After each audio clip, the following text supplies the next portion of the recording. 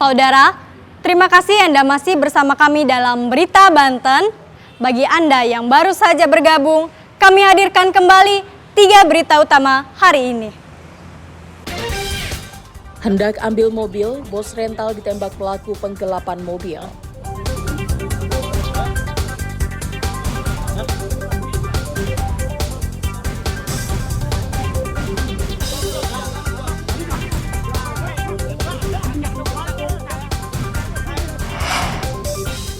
Terlibat penembakan bos rental mobil, polisi tangkap warga Pandeglang.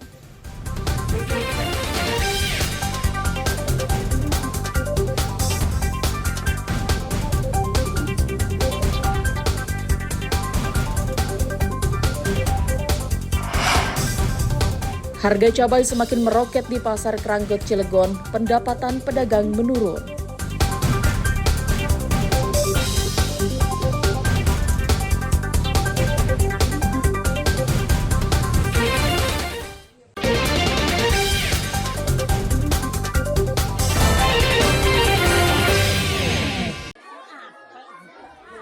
Kebakaran menghanguskan kamar salah satu rumah di Kelurahan Kalanganyar, Kecamatan Tangtakan, Kota Serang.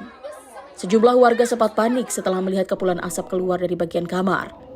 Dengan menggunakan peralatan seadanya, warga pun langsung berusaha memadamkan api. Awalnya warga tidak mengetahui dalam kamar tersebut terdapat seorang balita laki-laki berusia 2 tahun yang sedang tertidur. Dugaan sementara, api dari obat nyamuk bakar yang lupa dimatikan mengenai bahan mudah terbakar sehingga menimbulkan kebakaran. Akibat kejadian tersebut, balita bernama Fatur ditemukan tewas di lokasi kejadian. Ada ibu-ibu kan rame, pada gegap tolong. Ya. Saya lagi tidur di sini keluarga. Nah, akhirnya saya keluar, lari ke situ, asap hitam asap itu bagus. Itu di kamar ya? Di kamar. Jadi saya mah nyiramin itu dari luar aja jendela. Orang 3, Juri, sama si Biun, sama saya. Tapi di dalam itu di dalam itu nggak tahu ada orang. Iya. Umuran berapa tahun? 2 tahun. 2 tahun. Udah jalan sih. Jalan. Akibat apa? Akibat apa? Diduga. Ya kalau dugaan saya paling obat nyamuk, saya bilang paling lah.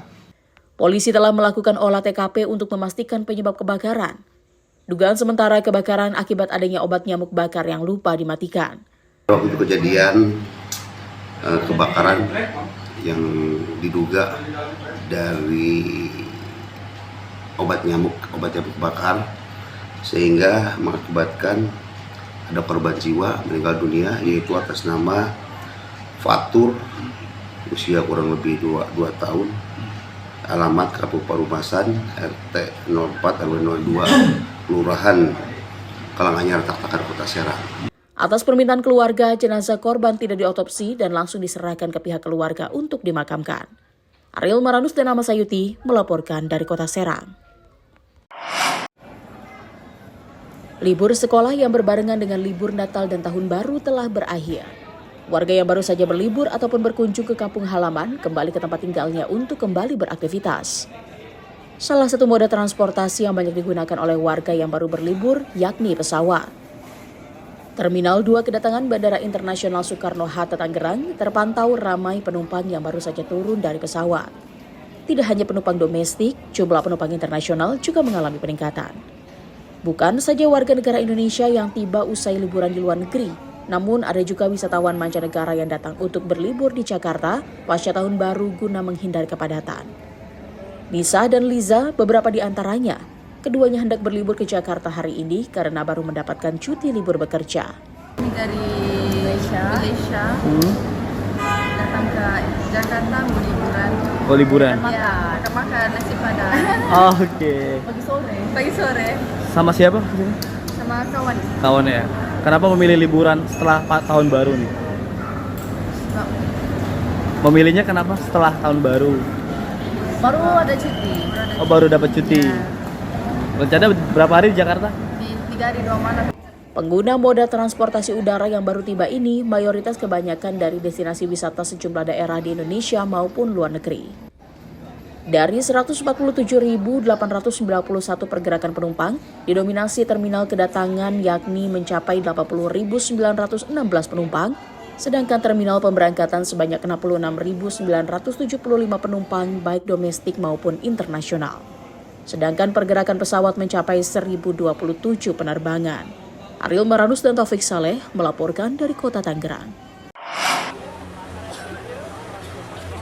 Menteri Dalam Negeri Tito Karnavian didampingi pejabat Wali Kota Tangerang mengunjungi Pasar Induk Tanah Tinggi di Jalan Jenderal Sudirman, Kota Tangerang. Mantan Kapolri ini langsung berinteraksi ke sejumlah pedagang sayur mayur, terutama pedagang cabai yang saat ini sedang mengeluh karena tingginya harga cabai. Di Pasar Induk Tanah Tinggi, harga cabai merah keriting, rawit hijau, rawit merah, dan bawang merah meroket. Bahkan harga cabai rawit merah menembus harga Rp100.000 per kilogram. Itu memastikan kebutuhan pokok dan pangan dipastikan stabil, meski adanya kenaikan musiman seperti Tahun Baru dan Hari Raya. Selain itu, harga sembako seperti beras, daging ayam, dan minyak goreng masih tergolong normal. Tahun baru biasanya terjadi kenaikan sama seperti Lebaran, karena demand naik ya.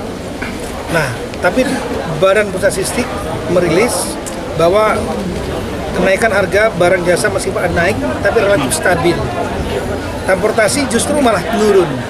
Transportasi, karena kebijakan Bapak Presiden untuk mengurangi 10% angkutan udara sudah dilakukan dan itu betul-betul berhasil. Nah, lihat dari angka dari pusat statistik, makanan minuman tembakau terjadi kenaikan. Kita lihat kenaikan itu terjadi satu di cabai, baik cabai merah maupun cabai merah keriting, cabai rawit, kemudian telur ayam ras, bawang merah, daging ayam ras, dan minyak goreng. Dalam kesempatan tersebut, Mendagri juga menyampaikan harapan kepada pemerintah daerah agar terus memantau kondisi pasar guna menjaga stabilitas harga serta memastikan pasokan komoditas tetap tersedia di tengah berbagai dinamika ekonomi saat ini. Ariel Maranus dan Taufik Saleh melaporkan dari Kota Tangerang.